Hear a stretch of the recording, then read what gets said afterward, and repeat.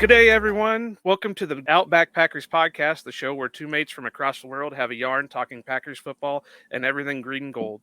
As you can probably tell, I don't have an accent. I can't pass for Australian. Nick's not here. He's dealing with some family issues, so it is I, Iowa Joe, leading this show.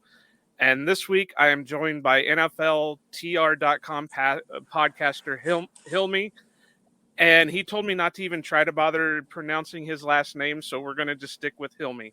So, Hilmy, it's good to have you on. How are you doing tonight? Oh, I'm doing very well. Yeah, it's 7 something a.m. We had a hell of a time just arranging time zones here. Yeah. Yeah, it's a lot of fun, but you're not Australian, but did you start the podcast saying good day, or you're just channeling Nick? I was trying to do my best good day, but it doesn't roll off the tongue for me. So I'm hoping our listeners don't tune out after that week try of being Australian for a second. All right. So no, Nick usually starts us. I always make Nick start us out with a good day, and obviously him being Australian, he's a little bit better at it than I am. Yeah, sure. We'll drop a bunch of mates and everything, and then if it gets obnoxious, you let me know, right? Yeah. I'll try and throw some out there too, or talk about a kangaroo, or maybe another shrimp on the bobby or something. But I just alienated all our Australian listeners, so It's all right. It's all right. As you guys can tell, this is probably going to be a goofy episode because Nick, everybody who listens knows, he runs the show. I'm just basically the comedy relief, so hopefully we can get through it. But Hilmy we've been working to get Hilmy on for a little bit. As everybody knows, we kind of bring the international flavor to everything. Me being from the United States, Nick being from Australia. And we had Wendell on a few weeks ago, who was Brazilian. So we try to cross seas every once in a while, and Hilmy DM'd me one night and said, "Hey, why don't we get together sometime?" So this is it. As everybody also knows, if they've listened, I am just returning from a week vacation in the Promised Land, the Mecca, whatever you want to nickname it, Green Bay, Wisconsin.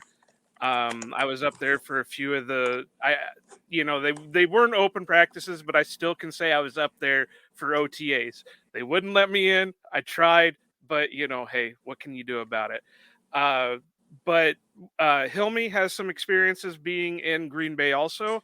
So we figured we would take this episode and just talk about what each other has done up there, and talking a lot about the Packers, but maybe also a little bit about Green Bay itself and the surrounding areas. So, Hilmy, since this is your first time on, I got to ask. I asked this of Nick. I asked this of Wendell, and all that.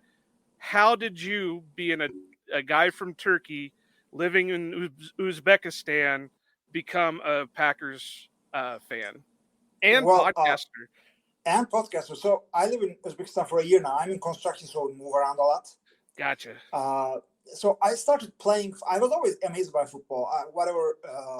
I'm 43 years old, so all of what I say. We finally found somebody who's older than me. Yes.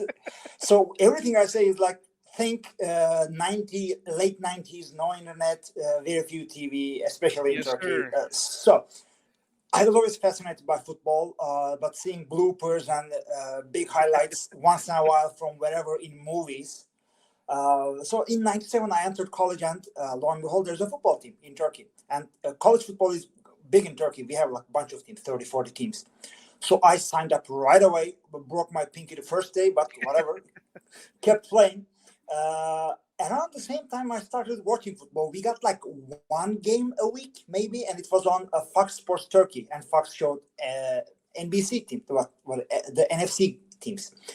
And I noticed that around 97, this guy wearing 4 was having a lot of fun on the field. And I'm all about fun. And I said, oh, this guy, he plays well, and and I also bought my first Madden game that year, and the Packers were rated quite high. I liked the colors, and I liked everything. And I said, well, what do I know? I'm 17, so that's my team now. And since then, it could be the confirmation bias, but since then, everything I've experienced, heard, lived, watched about Green Bay and their team. I loved it. And in 2002, I went to do my master's degree in Purdue. Go Boilers! And there, all my feelings were confirmed. I experienced what it was like to be Midwest nice, as you would know. Yeah. And then I got a car in my second year. I drove up there twice to watch games, and they're even nicer up there. It's amazing, but I know not to stop at Minnesota because the nice stops at the border. No, I'm kidding, but this would be a good segue to when. But he's really not. Yeah, it's really not. So when I was there, I went twice to Packers games, and then once when we were visiting family in DC, and I flew there for a game. Okay. Out of my 3 games, my record is 1-2. The Eagles beat us, Donald McNabb. The Jacksonville Jaguars, David Garrard. Who even remember David Garrard? But my third game was the Bears, which we do not lose at home to. Yeah. But, that's... I mean, me living a little bit closer, you're even on par with me with games. I've been to 4 of them in my life.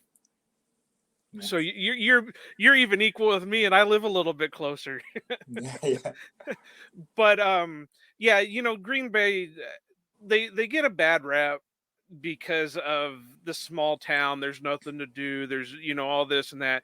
But I think that's what makes the team better, because they are a community team. They're not they're not lost in a big city. They're not lost because they've got 2 other major league teams in the city to share with. So what you're saying is basically true. It's hard not to love Green Bay. I mean, I won't completely agree with you with Midwest nice. There are, there are the bad ones around, and I have a habit of being one. So I am a self-admitted asshole. So we're good on that one. But I mean, and even in all the times that I've been up, because I usually just go up for the training camps, but COVID kind of put a kink into that one for a while. Nothing. I mean, they're getting bigger, but nothing really changes. I can still go down one road and there's Cabela's over there, or there's there's a Quick Trip on every corner, and there's all Culver's everywhere. So I mean, while it's upgrading, it's still staying the same, and it's still a small small town team. But I have to say that I was up there. When was the last time that you were up there, Hilmi? 20 years ago, 2003. 20 years ago. So it's really changed since you've been up there. So yeah. And it's only been 4 years, because the last time I went up was 2019, and then, like I said, COVID kind of hit and made things a little bit hard to get up there. But so I made it back this year for OTAs, and I mean, just in those 4 years, it seemed like everything changed. There was a lot more stores, and of course, Lambeau's changed tremendously. Right now, they're working on the big new indoor practice facility that's connected to Lambeau and the underground players parking lot. And it's complete. I mean, there are still things that are the same. Like, the pro shop is still where the pro shop, well, probably not since 2003, but, the pro shop is still in the general area since the last time I've been up. But, it always amazes me when I get there, because with it being a small town, when you first get onto the interstate heading towards there, you can see Lambeau. You don't have other buildings drowning out Lambeau, and it's hard to keep your eye on the road when you see the just massive Lambeau field off in the corner, because you're just like, you're like a moth to a light. You gotta go there. So, now, you said you went to a few games. Have you ever been to like a training camp or anything like that in your time there, or was it just strictly to go up for the games? Well, back then I wasn't a broadcaster, or I didn't do podcasts. I didn't do the TV show yet at that time. So I just went as a fan to do the experience. And my experience was different because you don't have the phone, so you cannot say, "Oh, let's meet up, let's do this." Where's Hotkovich when he's not around? There's not even a weak catchman at the time. So at that time, Huber's still writing print media. The Master is not on ESPN. There's Greg Bedard was around, and Tyler Dunn wasn't a complete piece of whatever. And so it was really different. What I ended up doing, if I could get into that now. Yep, go ahead. Well, I went to the pro shop, of course, got a few stuff. Not this, what I'm wearing, but it's the Green Bay Packers shirt. I bought a bunch of stuff, shot glasses, everything, which I don't know where they are now, but I had a lot of fun with them. Pendants, car fridge magnets, everything I bought. The pro shop was there. The Hall of Fame was there.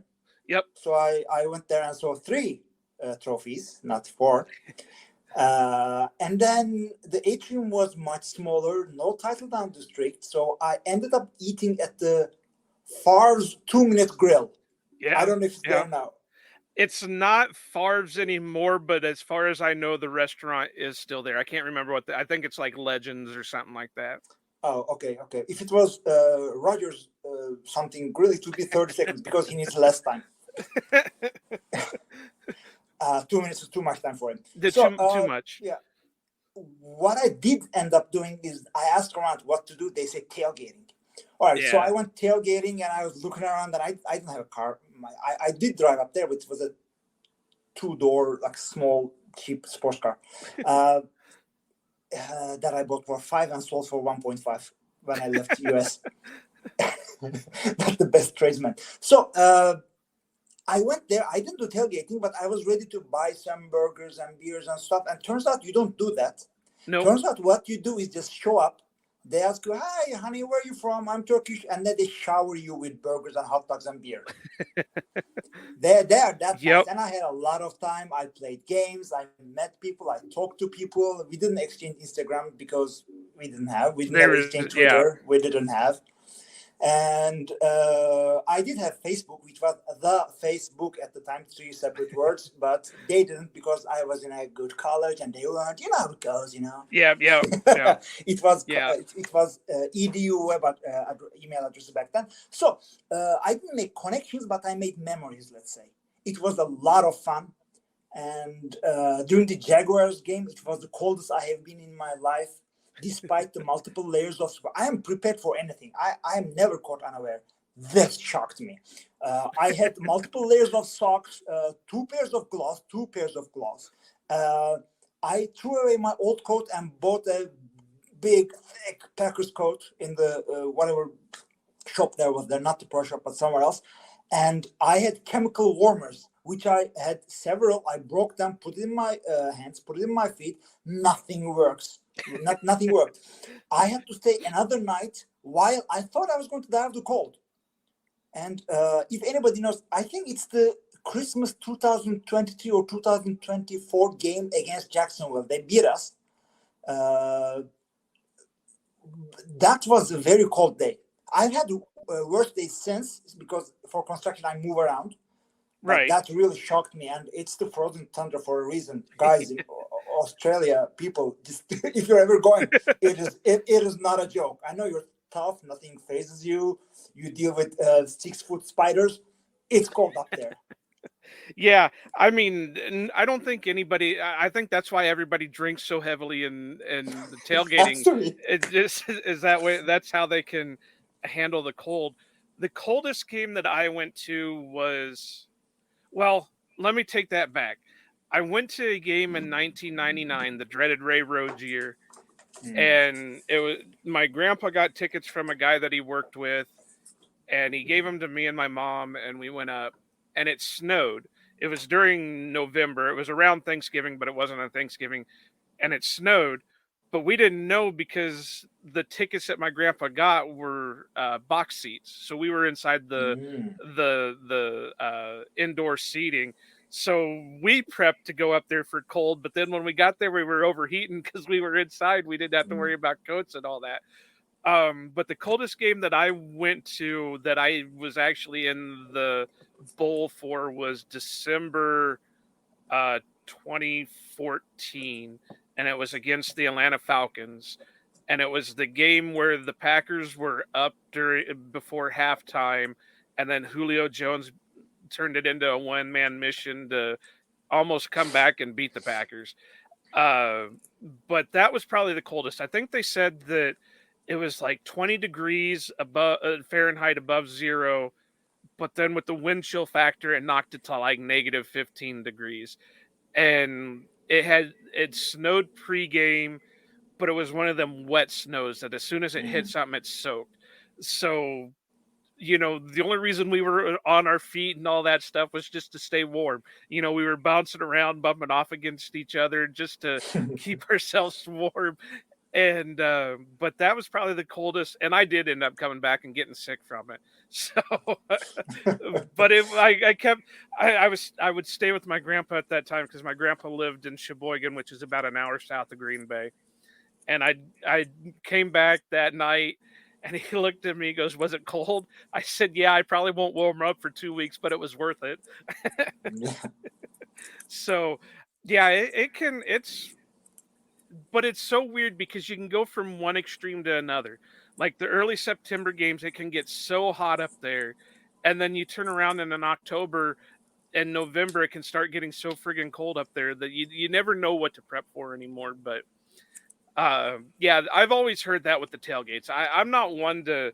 I don't drink anymore. I haven't drank hard. I haven't drank any alcohol in 3 years, but even up to when I started going to games, I very rarely drank. And then, like I said, at the time, I would be driving an hour back and forth, and I wasn't going to drink and drive. So I never got into that, but I had always been told that the tailgates, you just wander around the parking lots and people just start handing you stuff.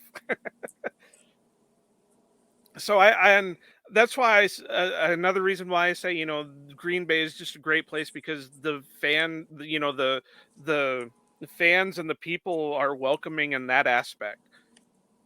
You can even show up wearing Bears stuff and they're still going to welcome you in. They're still going to feed you and all that. But the minute the game happens, they're going to rip your ass for everything because you're a Bears fan. But they're still going to make sure you're well fed and well liquored up and all that stuff before that happens. But so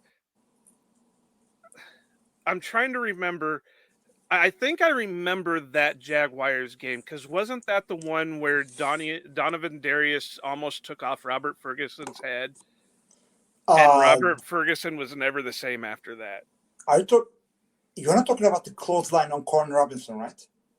No, this was on Robert Ferguson. That was because Robert Ferguson got hurt and he was never the same after that one. Yeah, I wondered what happened to him. I don't know if that was the game. Yeah, you get less of the game if you're actually there. Yeah. That's for sure. Well, now they were putting up bigger jumbotrons when I was up there, so you wouldn't even have to watch the game on the field. You just look up at the jumbotron and watch it from that point.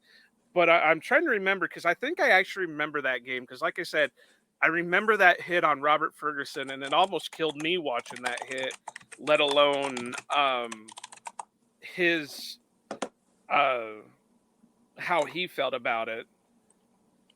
Oh, it was in December 19, 2004. So I okay, so there. It was yeah. You were there the year before, so but yeah, I was gonna say I kind of remember one of those, and I remember that hit specifically because I know a lot of people were really upset with it because Donovan Darius was basically headhunting. Yeah, I got it. It says he was ejected for a clothesline hit on Robert Ferguson with 4:41 remaining. That is the game. Yes. I remember the clothesline. I was there. So it's not Corn Robinson, it's Robert Ferguson, yeah. Yeah. Because like I said, I remember the hit, and then he just never was the same again because he was always gun shy after that. And he never, and which was sad because he was kind of an up and comer, and to have him end like that just kind of sucked. But so anyway, I think the last time you were there, the Hall of Fame and the Pro Shop were still kind of joined in one. Once you finished the Hall of Fame, you basically entered into the Pro Shop, if I remember Yeah, right. yeah, it was like a gift shop, if I remember. Yeah. Yeah. So now, when I was just up there recently, or I mean, just up there a couple weeks ago, well, I mean, this has been the way it's been for a while, but the Pro Shop is just one full building in itself, and the Hall of Fame is still in the same area, but they don't lead into each other. It doesn't feel like a gift shop for the Hall of Fame anymore. Yeah. It's definitely its own entity. It was really small that I remember. Yeah, and now it's huge. This is like walking into like I don't want to say a Walmart because Walmarts can be pretty big, but I mean it's got the feel of that you're just walking into a department store. But so I'm trying to think, because I think I was up there around the same time, or in the same years that you were. So I'm trying to think off of those years. I don't know. My memory is not the greatest anymore, but so like when I was up there a couple weeks ago, of course, a lot of the parking lot was closed off, so you couldn't really get into any of the sections, but they still had some of it up there. And if anybody knows me, they know I'm a pretty big autograph hound. Ever since I was a little kid, I've always been into autographs. So I got to go up there for at least a day after one of the practices and talk to some of the players and that. And it just that's another thing that I love about this team is you have that chance to interact with the players better than what it seems like other teams do. And it just gives you like a hometown feeling. It makes it easier because it doesn't make them feel like they're untouchable superstars. Obviously you got the ones that are bigger that won't, interact. They just go straight to their car and leave. But you still have that interaction with some of them where you don't get as starstruck because, they'll just come up and talk to you like a regular person. You don't have to worry about, 3 6'8", 400-pound bodyguards pushing you out of the way and stuff like that. So, but I'm trying to think. 2003 and 2004 was still the Sherman years, right? Mike Sherman. Yeah, definitely. Yeah, that. The guy was an offensive genius. He just couldn't run a team to save his life. I know he was also the GM, so that was the mistake with him. Yeah, when they signed him to his contract, they gave him the GM powers, and he really hurt this team. I mean, like I said, he was a hell of a coach. He really hurt the team with the way he was running things.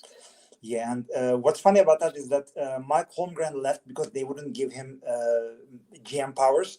Yeah, and then they lost him, and then they went around and did the same thing for Sherman. Makes you wonder what would have happened if Holmgren would have hung around a little bit longer. Yeah. I think that they would have seen another Super Bowl with Favre. Yeah, Holmgren, as I remember, was really good. Yeah, Holmgren was a great coach. I just don't know how he would have been as a GM. I don't know if they gave him the GM powers in Seattle, so I don't know if he was the one per se building the teams up there. But I think he did, because he also had a advisory GM role in Cleveland after he stopped actively coaching. So I think he had in Seahawks too, and he went to the Super Bowl with Matt Hasselbeck. Yeah. So he was really good. Which, there you go, is a former Packer draft pick, Matt Hasselbeck. That's a name to remember. I remember the year they drafted him because my mom took me up to training camp. And I thought he was the new punter. I thought they had drafted because he was on the practice field wearing number 11 and he was punting balls down the field. So I thought he was the punter. And I was like, well, who the hell's that punter? Because, he's really not bad, but he's not like great either. And it Well, turned out it was Matt Hasselbeck. yeah, and back in those days, for field goals, the holders were backup QBs, not the punters. Yeah. So he did hold a lot of goals. Yeah. So I kind of wish they would go back to that in a way, because that would still give it would make the defenses think a little bit, because okay, well, it's the backup quarterback. Is he going to run a fake, or are they really going to kick? But but if you are doing that on the after the touchdown, then you have to do it 15 yards instead of 2. So you cannot fake. Fake PATs are less common now. Right. So, but so you do a podcast. Yeah. How did you get into the Packer podcasting? Here's what happened. In 2005, a year after I finished my master's, and I went back to Turkey, and then you have to do 6 months of military, because that part of the world. I did my 6 months, and then I wanted to get back into football, so I found a team to coach, which I ended up playing again, because it turns out 25 is not too young to stop playing. And then I also wanted to write, so my podcast partner is the founder of NFL TR, which he did when he was 15. Wow. Yeah. And so I reached out to him. They pointed me towards him. I reached out to him. I said I can write NFL or NCAA, which I didn't write one NCAA article ever. So a lot of years we wrote, but then we would be also talking on the phone for hours at a time and he happened to be a Packers fan at the time. So we talked a lot. After a while, we said that we could turn this into a podcast, but we did that 10 years ago. So 10 years ago, we did a pilot. We enjoyed it a lot, but we kind of forgot about it. 2 years after that, which is 8 years ago now, we started. And we are in our 8th year, so it's not we didn't get into it in COVID or something. Right. We do a lot. We used to do 3 hours. And then we would realize, it didn't record. No problem. We do another 3 hours on the same subject. We used a bunch of different methods of talking and recording. We tried a lot of things. And we do it in Turkish. That's the thing. NFL TR is for Turkey. So, or Turkey. We recently changed it. Our listeners are all Turkish. So we have a niche market, but we have it cornered. Right. Yeah.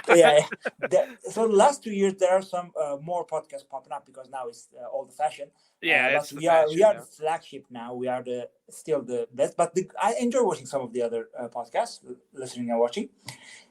We do the entire NFL, not just the Packers. So we have to be on top of a lot of things. Right. Yeah. I understand that. I'm glad Nick decided that we were just going to do Packers, because I don't know if I would be able to handle doing the whole NFL, but so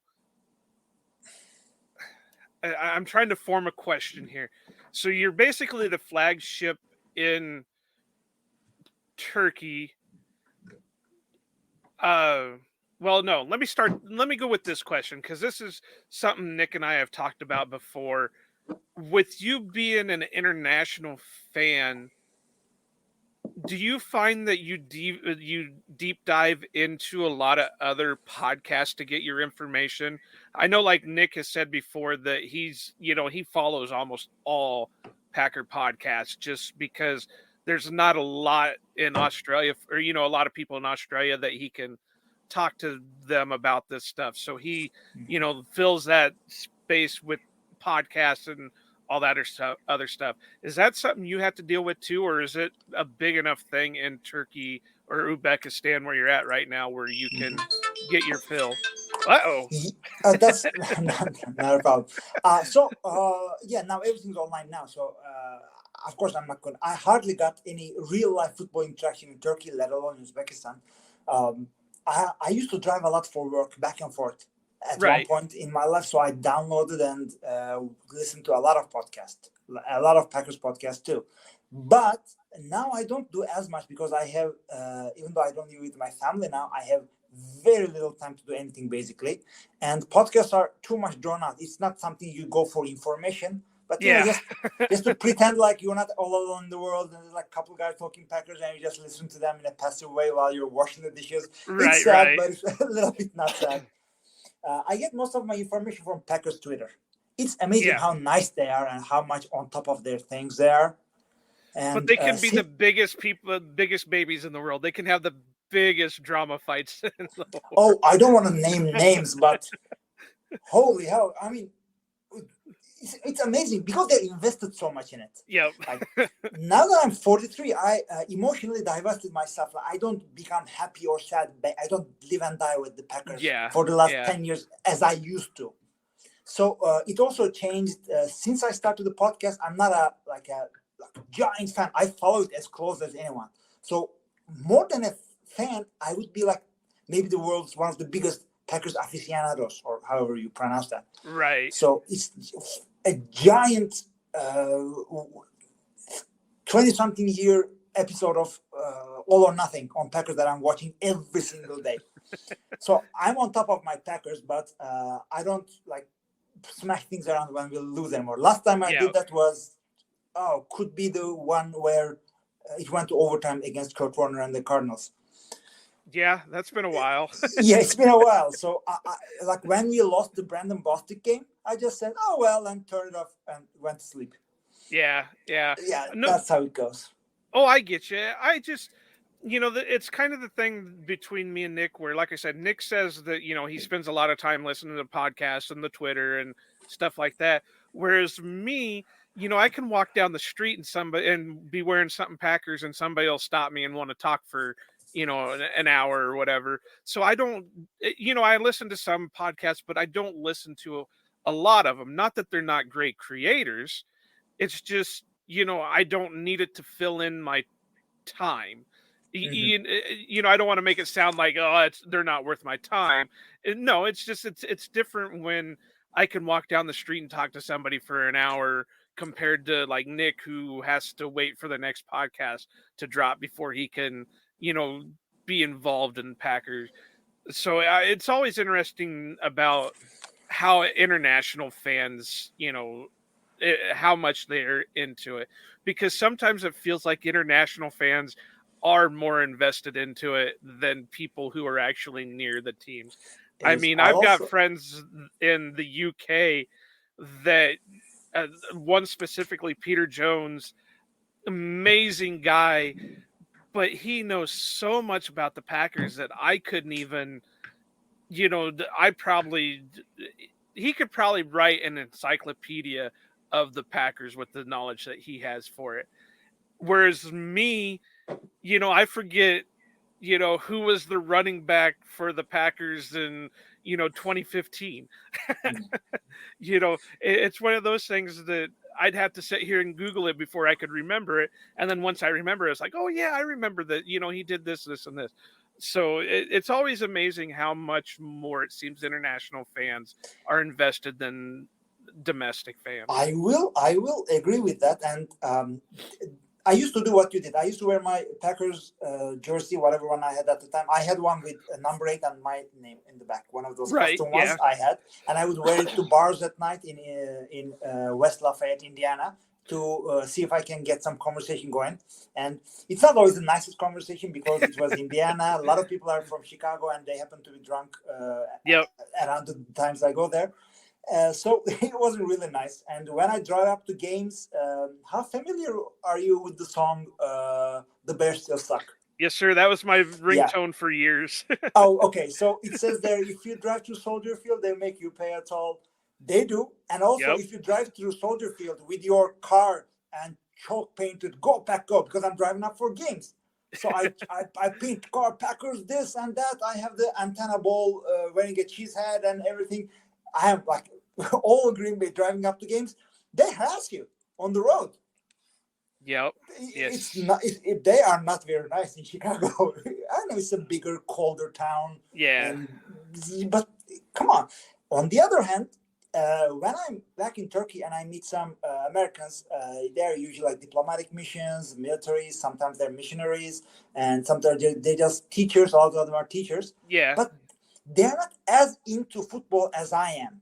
So they don't. Some of them aren't fans. Not to be sexist, but women are less interested in football, and men sometimes they are, sometimes they're not. And even if they are, not all of them are interested in the Packers. So I'm like, I want to speak about the Packers with somebody. And my Turkish community is not all Packers fans, of course. And right. I cannot do it. And I don't want to talk too much about the Packers on my podcast because our listeners said, okay, too much about the Packers. Yeah. Okay, dial it down. So that's why I stalked you on Twitter and I said, I want to speak about the Packers in English. Come on. Yeah, I did a couple episodes with the Packers Without Border guys. It was a lot of fun. And now with you guys. This is amazing. I'm having a great time. Well, like I said, there are a lot of good creators out there. You know, Packers Without Borders. We've done a lot with the Game on Wisconsin cruise. And we've got some more guests coming up that we're scheduling from different. We've had Pack a Day guys, people on here, but yeah, we've got some more guests. I won't say anything here, but they're a little bit higher profile than we've had before. So it's just, there's just a lot of amazing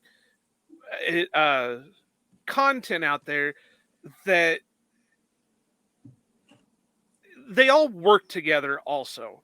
You know, it's very rare that if I send a message to somebody saying, hey, you know, we're a small podcast, but we would like to get you to come on. Would you come on? You know, they'll jump at it. Now, like, you know, and like a lot of other people know, we do weird recording times, so it doesn't always match up for everything. So, you know, sometimes they balk at that and say, well, you know, can you do this time instead of this time? Or so we're a little bit flexible like that, but you know, that's how me and Nick got started. Was he just wanted somebody to talk Packer football with, and I just happened to be wanting to get back into podcasting. I had started a small podcast with a guy I knew a few years back, and it really never took off. So we stopped, and I had kind of went away from it for a while, and then I always laugh at this because I make fun of Nick all the time about it, but I saw some random post on Reddit, Packers Reddit, saying, hey, I want to do a podcast about the Packers. You know, is anybody in Australia interested? And I said, well, I'm not from Australia, but you know, I think we can make something work. And that's pretty much how we started. So, you know, it's like I said, there's a good community out there, and I love meeting new people with it. I've met some of the greatest people in the world doing podcasts, and you know, it's so much fun interacting with them on Twitter, and sometimes even getting to meet them in person and whatever. But you know, now that the world's starting to kind of come back to some kind of norm, I'm hoping that eventually we'll be able to do like meet and greets at some point and say, hey, you know, we're all going to be here at this one time. Let's just meet up and do one big show or something. And, you know, the big goal is trying to get Nick over, because like I said, Nick's never been to Green Bay. So that's the end goal for everything. So yeah, I can imagine it. But I had an easier time. I happened to be there. I just drove like 6 hours north and I was there. Yeah. On the 2 times I drove up there. So it wasn't that big of a stretch. If you're anywhere in the continental US, you can just take a flight. It does, you need to save up a lot, but he's literally halfway around the world. Yeah. Must be really hard. I think we figured he's 16 hours difference between just me and him. So yeah, it's a big difference. But you know, some people can, some people can't. I know he loves to tell the story that a couple years ago when the Packers were close to the Super Bowl, he had just started a new job and he told his boss, if the Packers go to the Super Bowl, I'm leaving. So, but you know, you said you wanted to talk Packers. I think we've covered a lot of the other stuff. Let's go ahead and start talking about some of the Packers, you know, right now with what's going on with the Packers. Obviously, they finished up their OTAs. So the next thing up is training camp. I don't figure there's going to be any big moves between now and then, but I figures, maybe some of the UDFAs might get cut, some new ones signed in.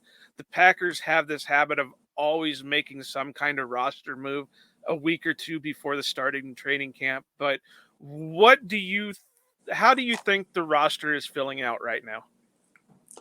Oh, well, no, I don't agree that this year is totally a rebuild, but I call it more like recovering from salary cap hell. Yeah. And as you do, you have a lot of roster holes, and your QB is basically a rookie with a lot of offseason experience, let's say, 2 years of it.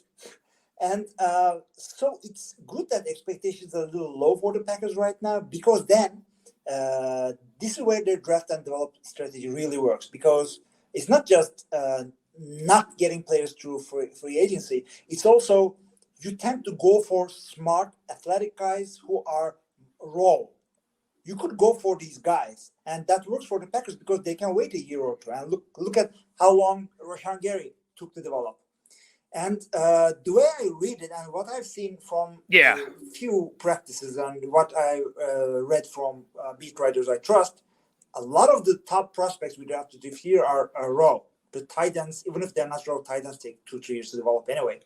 Lucas Van Ness, as good as he is, he can just contribute this year. I don't know if he would be a full-time starter, especially in the first half of the year. So I would call this team young and raw. So there's a lot of hope, but to make any successful season, maybe a winning season, some kind of playoff run, to put it all together, you would need a lot of things to go right. But for the season to go down the drain, you just need a couple of things to go wrong. You have roster as we could tell from last year. Yeah, definitely. You fracture a thumb. Your lineman never recovers from his injury.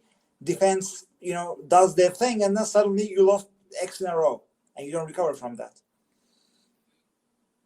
Yeah. Right. So those are my expectations. Yeah, and obviously, I'm not going to say anything negative about Lucas Van Ness. I make it pretty well known that I'm a University of Iowa fan, so I'm not going to downgrade anything. Matter of fact, the first jersey I've bought in 5 years was a Lucas Van Ness jersey, so really banking high on him. But yeah, I completely agree. I don't think it's a complete rebuild, but I don't think this is also a Super Bowl contending team right away. Can they make it to the Super Bowl? Sure, any team can make it to the Super Bowl. Hell, we didn't think they were going to make it to the Super Bowl in the 2010-11 season. But, they ended up winning it all. So it just depends on what how they develop, how they mesh, and like the saying goes, any given Sunday, it can happen.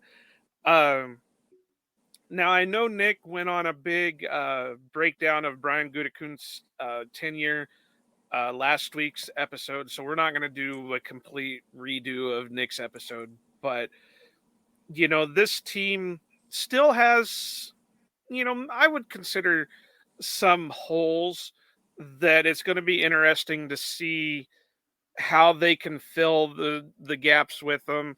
Are the draft picks going to step in? Because there's going to be a lot of young guys that need to step up. Safety is a position that I think, it's a big question mark. Is Darnell Savage going to be able to turn that corner and become the guy that we need? Is Anthony Johnson Jr. going to be able to step up and, contribute being a 7th round draft pick this year? And then you got just as much as Rudy Ford and guys like that, who are the ones they signed, Tavares Moore and Jonathan Owens, as much as, they brought them in, to me right now, they're just guys. They really aren't top-notch replacements. So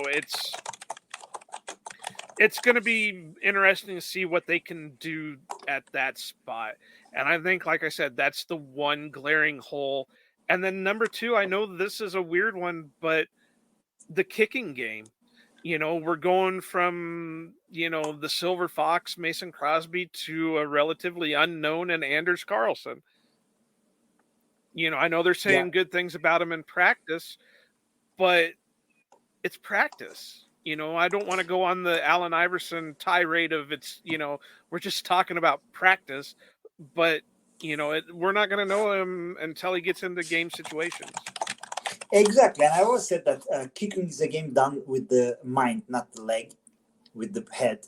Right. So so he's in the NFL now, so we don't know if his psyche can hold up to kicking in the NFL with all the pressure, storied franchise, this and that, and maybe he got some pointers from his brother Dave. We don't know, but it's really, really hard. And much as Packers have been spoiled by years of Hall of Fame QB play, we also had, except for a couple of years there and there, here and there, we had a lot of stability at the kicker position too with Mason Crosby.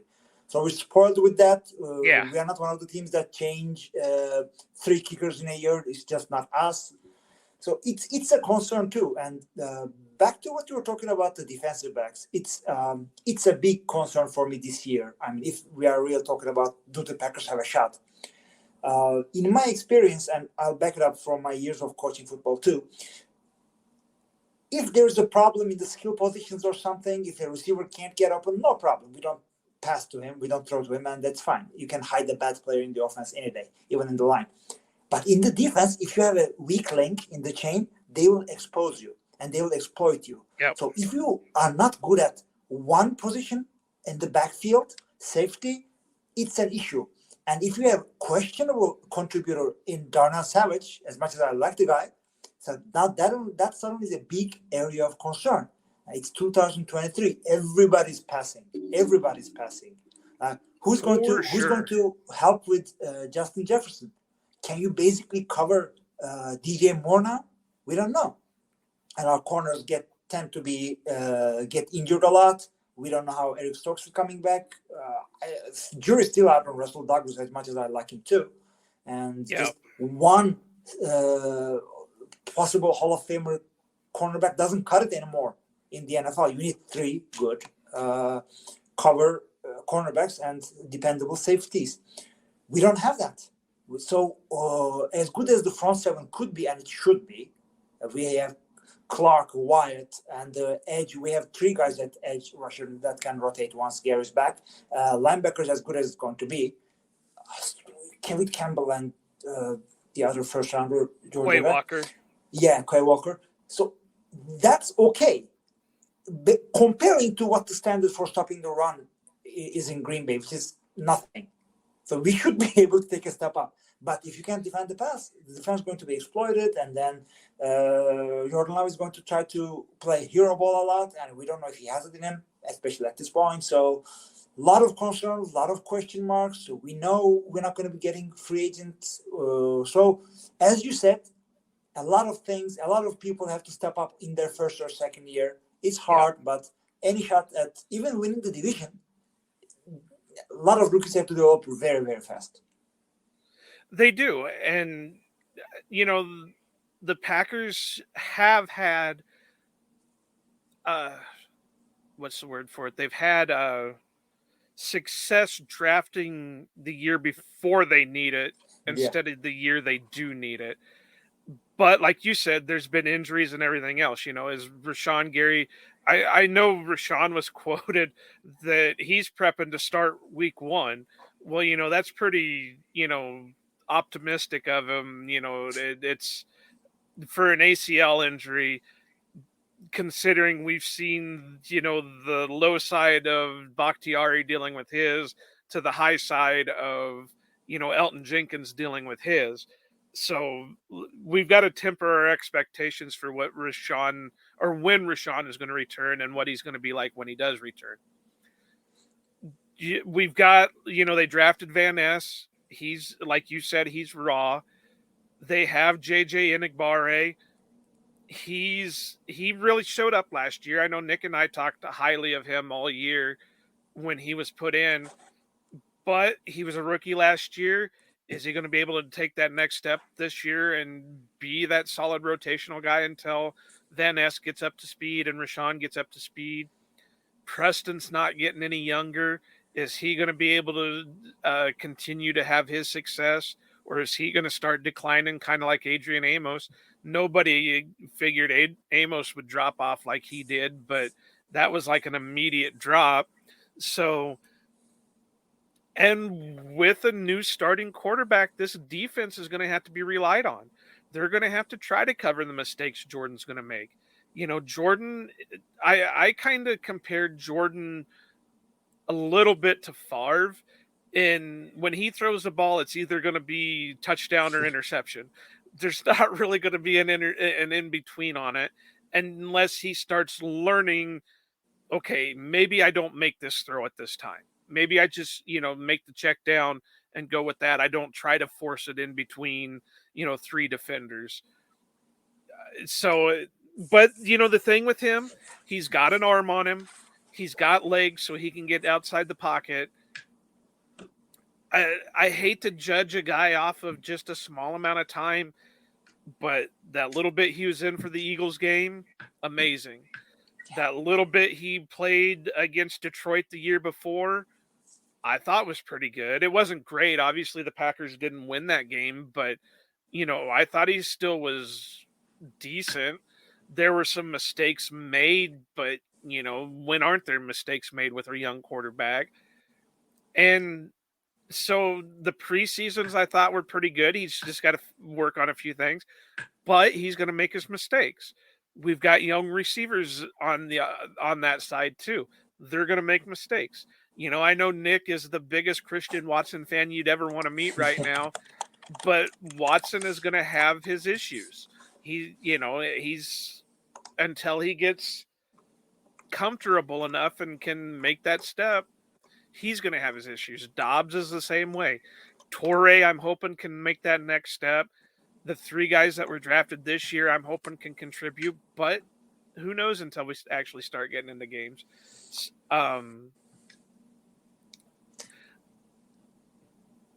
Sorry, I'm trying to think of what my next question or topic should be, because we just covered most of it right there. The running game is going to be another thing that's going to be an interesting thing to keep an eye on, because as we know, AJ Dillon's contract's done at the end of the year. They're going to have to make a decision on Aaron Jones.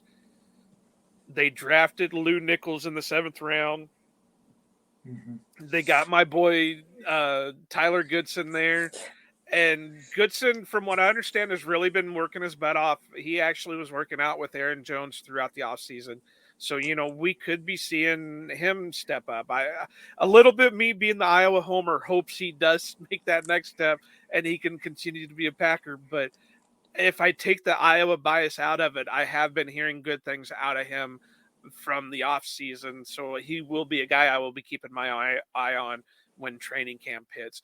What do you think of the running back situation? Do we keep all those guys? Who's going to stick around for next year and maybe further, or do they just start completely over? Oh, I think it's going to be a major overhaul next year for the following reasons. Aaron Jones, as much as he helped us out with his contract, he'll probably not be here next year. And AJ Dillon is up for his contract, we know. And again, as much as fans love him, and I love him, he's the nicest guy in the community. Yeah, and it's not. You can tell he's not faking it. But it is a business, and he might not be around for his second contract. So we don't know who's going to be in the backfield. It should be a certainty at this point is that David Bakhtiari would be moving on, because his contract is something else too. I don't expect him.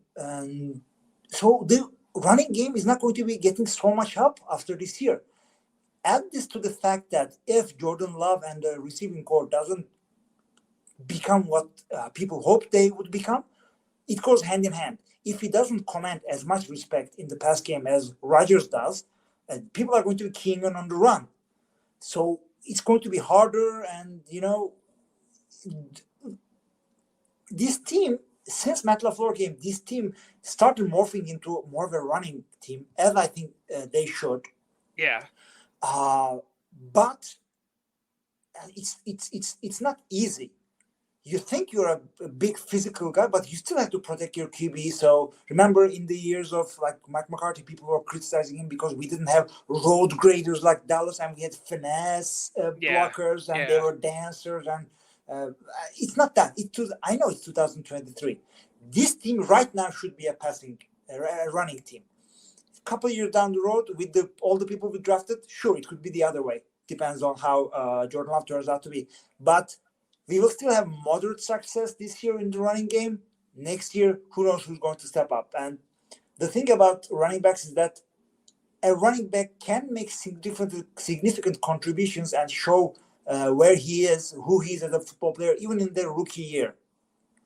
So we see a lot of like 6th round draft picks becoming fantasy football darlings in their first year. So that could always happen. But if it doesn't, then we are going to go back to the years then who we don't know who our running back is. So the Sam Congato years. Sam Congato, Vernon Morency, Ty Montgomery. Yeah. Ty Montgomery, James Starks, Ryan Grant. Those were actually 2 decent guys. But since then, Sam Congato, the doctor is in, but he's not on the field. I completely agree. I would absolutely hate to lose. As much as everybody loves A.J. Dillon, I would honestly hate to lose Aaron Jones because I think he is an amazing person. He's not only a great player, but he's just an amazing human being. And I think that would be more of a loss. Don't get me wrong. I love A.J. Dillon. He's a great guy. He really hasn't lived up on it on the field as much as people had hoped he would. But I think the big loss would more be Aaron Jones than anything. But as we said earlier, it is a business. Some decisions have to be made. I would hate to lose Bakhtiari too, but I understand the contract. I don't know if that's something that can get worked out. I don't know if that's something David Bakhtiari would want worked out. I don't know if that's something Brian Gutekunst would want worked out. But, it's going to be an interesting couple of years now that the money for Rodgers is coming off the books. But so we look at the running backs. I kind of touched on the wide receivers a little bit earlier. I do want your opinion on those guys, but I'm going to lump it in with the tight ends because they're all a young group. So, they're going to have their growing pains.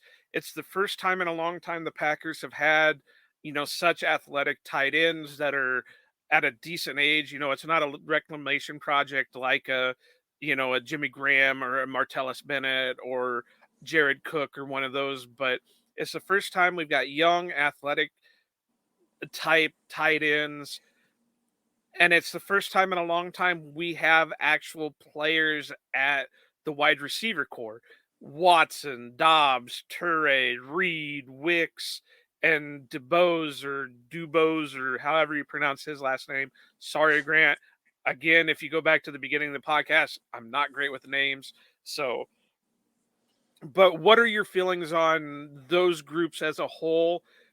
I know fans need to have their expectations tempered with them, but right now people are riding on cloud 9 because of the names that we have there right now. So what are you looking at with those guys? What I saw in the first year from Watson and Dobbs, it was all right, but you also need to temper your expectations. A lot of players don't progress as much as they do, and people might call it a sophomore slump, a regression. It's not always a regression, but if they don't progress as much as you think they would, or you hope you would, you see it as a regression. Now, remember how nice years Kenny Golladay and DJ Chark had as development receivers. Oh my God, if he's doing this much in this X year, what's he going to do? Where are these guys right now? So temper your expectations. The Packers don't really whiff at receivers as much as some other teams do, but they do. It happens. They have their moments. They have their moments. Shout out to Amari Rodgers. Hey, now, I'm not going to bash Rodgers. I think he had a bum deal in Green Bay, but he wasn't what we were expecting, but I think he got a bum deal in Green Bay. Yeah. So what I'm looking for in receivers, unless you're drafting them in the first round, which we don't, you are looking at athleticism and football smarts, which means they should be coachable and they should be team players. You have those three, then the rest will come. You can just coach them up, and then they'll be good to go second, third year. Tight ends maybe add a year to that. So this is what they've been doing for a while, which Rodgers wasn't a big fan of because he needed Watson now, not in 2023. Yeah. So I understand where he's coming from, but our approach right now is that we have a year or two to recover from salary cap hell. So it's good that we drafted projects, raw development guys. It's fine, and it's going to be all right. Would I have preferred to have a veteran receiver presence just to be mentoring the players like Sammy Watkins in the room? Sure, that would have been nice. But hey, you never know. You can start your own. They all gel and grow up all together. You have 4 wide receivers growing up all together with their QB. I could see that happening too. So we have a good young stable of receivers, and as they say, if you have a lot of at-bats, you are sure to hit a home run more often. So I'm happy about that. As for tight ends, definitely feel the same thing. It's hard to be a tight end in the NFL. So if they can contribute first year, fine. But by the second year, I want to see those two bookending the line. And however they decide to use Josiah DeGuara, because people love him a lot. His play, he as a person, probably he's nice as hell, but I don't know. I don't know if we have to get rid of tight end. I think he will be the odd man out. So the other two, Kraft and Musgrave, those I expect them to be bookending by year 2. Early year 2, they have a year to develop, but as good as I've seen their film in college, they should contribute even first year. They're athletic as hell. And the last time we had this athletic tight end group, we had Jermel Finley of his injury fame. Yeah. And he, as good as he wasn't a complete product either at that point. He had his issues. Yeah. So these guys, we will hopefully not have them injured, and we do not have the shadow of Rodgers' closing window to have expectations on them anymore. So take your time, take this year, recover from cap hell, develop the guys you see here. Let's see what we have with Jordan Love. Let's see if you want to stick with Joe Barry. Okay, that's your last season mate. Right? Yeah. And this is the mate I'm putting in for the Aussie listeners. This is your last season, Barry. Show us what you have. This is as talented a roster as a lot of people have in the NFL in terms of just development potential. I know you have your holes, safeties an issue. We don't have depth at inside linemen. Take this year, okay? Rest. Take this year. See what you have, because you're never going to get good free agents in Green Bay. It's just not going to happen. For a bunch of reasons. This time, this team is not a Super Bowl contender, so Charles Woodson and Ryan Pickett are not showing up anytime soon. Tax is an issue, right? State tax is an issue. They would rather go to Florida. I don't think it's as bad as some other states, but it's definitely not as good as others. Yeah, and the last thing is that this is not a draw. The town, as much as we like it, is not a big draw for players who are famous, have money, and they want to blow it. They're in their 20s. Yeah, life is good. Testosterone coming out of their ears. Right. Do you want to be in Green Bay day after day? So that is the issue. And also, you are not going to be getting out of local ad revenue. Right. You're not going to be sponsored a lot there. So add all these together, you have to be a draft and develop team. You have to be. So this is what the road they... Now that the Aaron Rodgers and his goddamn window is gone, we can go back to being a draft and develop team and just have, like, if Jordan Love turns out to be the real deal, have 10, 15 years of franchise QB level play and be a contender year after year, take shots at the playoffs. Who knows? But yeah, it's going to be a different team. Yeah, and that's the big question, is if Jordan Love can show that he is the player that they had hoped when they drafted him, then maybe he can draw in some of those free agents. But, that quick trip money isn't going to draw too many people into the state. So it's, I get you. I've always said with the draft stuff that I've done, and I've gained this opinion from a lot of people that I've followed that do the draft. it usually takes 3 years for a player to develop into what he's going to be. The first year is just them getting used to the league. The second year is them applying what they learned from the first year, and the third year is where they turn it all, or put it all together and become that player. So, sometimes it works, sometimes it doesn't, sometimes it takes shorter time, sometimes it takes a little bit of longer time. But, you've always got to temper expectations on everything. I mean, we've even got to temper expectations on Jordan Love. We really have no clue what Jordan's going to be. So, but like you said, the good thing is they're all young. They're all going to be able to gel together. They're all going to be able to grow up together. They're all going to be able to work together. I do agree, and I think I've said it on our podcast before, that I wish they would bring in somebody, like a veteran wide receiver, not necessarily to sign him, because I don't know who you would release to fill, to allow that veteran to fill a spot. But to bring somebody in as a special advisor to be that guy that can, the player, the young guys can go to and say, hey, this guy's dogging me out there on the field. What do I need to do? He's not biting on any of my stuff. What do I got to do? And then that guy can say, well, just, take that extra step, or, hold a beat longer, or whatever it is. Nothing against Jason Vrabel, but he played quarterback at Marietta College in Ohio. Yeah, that's great and all, and he can help out tremendously when it comes to communication with your quarterback. But does he have the experience to help that receiver in developing what he needs to have?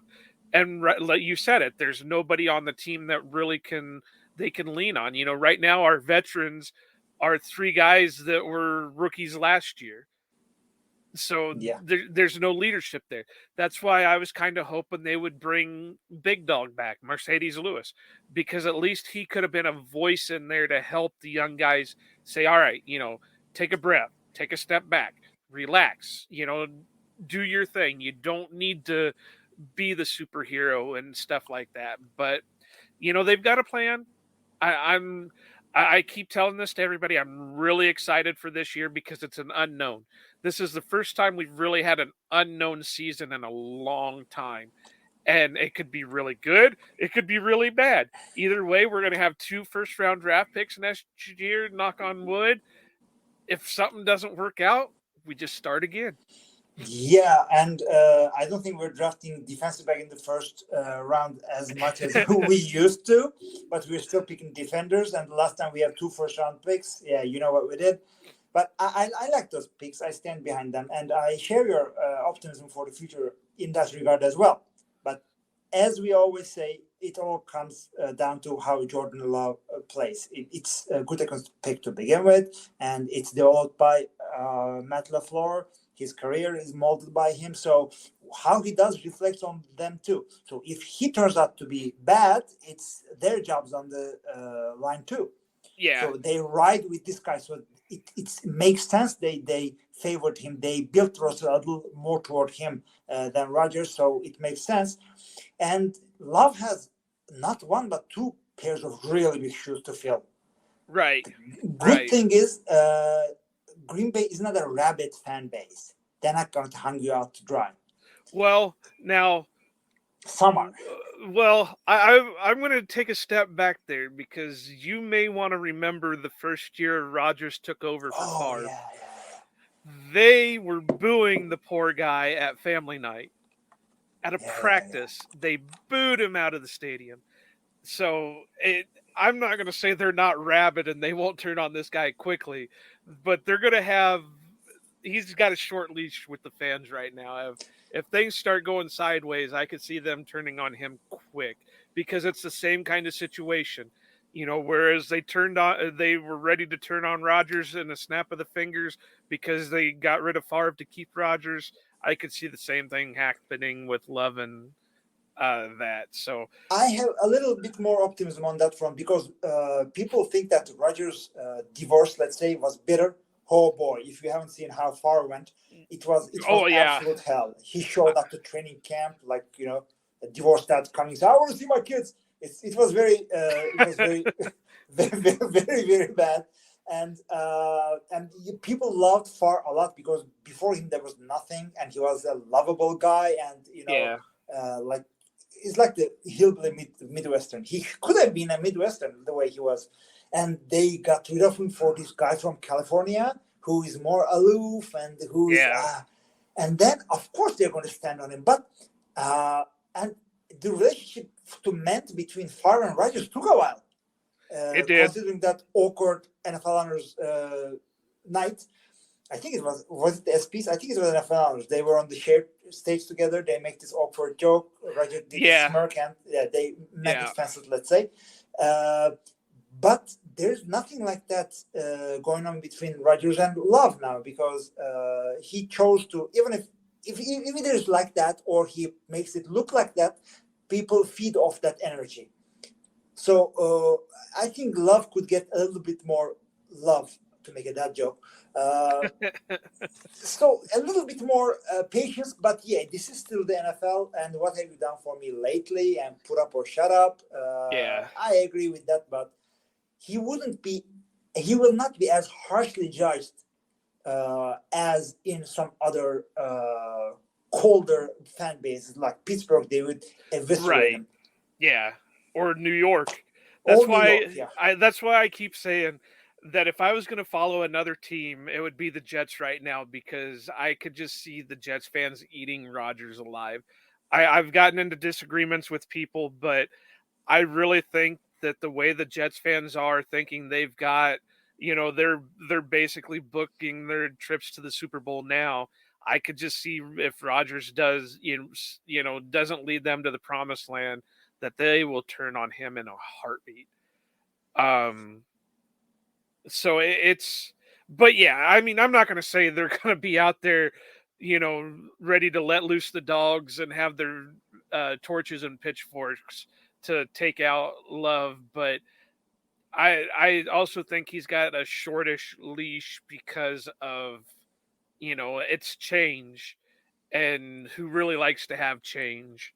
We all were hoping we'd have Rodgers for 100 years when we knew it wasn't going to be possible to have Rodgers for 100 years. But it's really going to be something to see. I'm really, like I keep saying, I'm really excited for this year. Well, I don't want to keep you too much longer because I know the time differences and everything else. You're up early, I'm up late. Is there anything else you would like to touch on before we close things out? Oh, nothing. Just hello to all the listeners. I love talking Packers. I hope you really enjoyed this episode. Enjoy this underdog year, one we've never had, like, as far as I can remember. When have we ever been the underdogs in our division? So enjoy that. Watch with optimism all the receivers growing up. Watch your QB as he takes his baby steps, let's say. It's a lot of fun. Enjoy this year. Enjoy your fandom, and go catch a Packers game if you can. And if not, just interact with us on Twitter. I love Packers Twitter with all the overreaction and messing around with Bears Twitter and the rivalry with the Jets. Where did that come from? Feuding with Jets Twitter users. Where did that come from? But it's a lot of fun, and enjoy football. It's a lot of fun. Don't take it too seriously. It's not life or death. I just love football. I love football fans. I love the Packers, and I hope you did that too. That's all I got to say. That's great. Hilmi, it was great having you on. I really appreciate it. Hopefully next time we get you on, we can have Nick here. Unfortunately, like I said, he's had a last-minute issue pop up. Is there anything you want to plug before we say, you want to give out your Twitter and, where they can find you and all that stuff? Oh, yeah. My Twitter is Hilmi, HILMI _coach. And you'll probably give a link when you put the podcast up on Twitter, so they can. Yep. I just add me, not because I need followers, but I want to interact with as many Packers fans as possible. I love doing that on Twitter, and I do NFL TR podcast, but in Turkish, so your viewers are not probably going to, unless AI can do voice translations on the go, which could happen. You never know. Who knows? Until then, let's just stick to Twitter and let's have a fun, great year. That sounds good to me. Oh, and I just remembered, I asked for questions before we recorded, and I just want to say, Ben, what I do when no one is looking is nothing, because I'm not that good at hiding things. So take that for what it's worth. Is that also a question for me? If you want to answer it, his question was definitely. exactly this. So you have reference. He goes, "What do you do when no one is looking?"